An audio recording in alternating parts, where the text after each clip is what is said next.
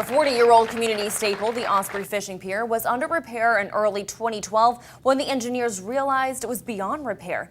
2 years later, neighbors wonder what's going on. SNN's Chrissy McClarty has that story. Chrissy? Sarasota commissioners approved a capital improvement project in September 2012 for the Osprey Fishing Pier. In March 2013, 3 permits were submitted to the state, local, and federal government. While the state and local were approved immediately, with the federal just getting approved this January, 9 months later. Project manager Rob Ledoux says despite the 2-year wait, the pier is on its way. Project manager Rob Ledoux says the purchase order for the new pier in the Osprey neighborhood goes in within the month. It is a 5-month project, so it should be up and running by November. Neighbors say they can't wait. I do want it to open back up.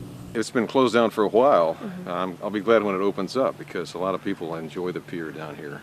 The concrete underground is experiencing spalling, where the steel inside the wood piles expands and cracks. The county received a grant from the West Coast Indian Navigation District to tear this pier down and build a new one. The estimated recovery cost?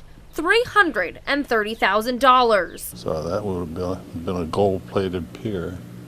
Turns out the project will only cost about $200,000. While the pier clearly states it's closed for repairs, neighbors tell me kids come down on a nightly basis, slipping through these cracks. And now neighbors are the ones feeling victimized in their own neighborhood. Neighbor of the pier, Graham Peterson, says it tends to attract the wrong crowd. People hanging out down there in groups, you know, and maybe smoking dope or drinking or whatever, and that's not good for the neighborhood. So we don't want that to happen. He caught him, and the cops came down and took him away. Peterson says the risk of people is worth the reward of living so close to the pier.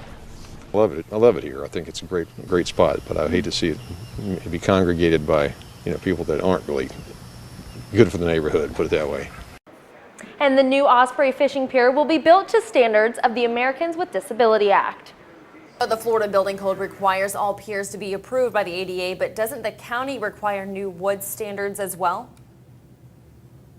Yes, that is right. The county requires new piers to have what we call composite decking plastic wood. So basically a mixture of wood and plastic. It lasts longer with less upkeep, and best of all, no more splinter problems. All right, not bad. Thanks, Chrissy.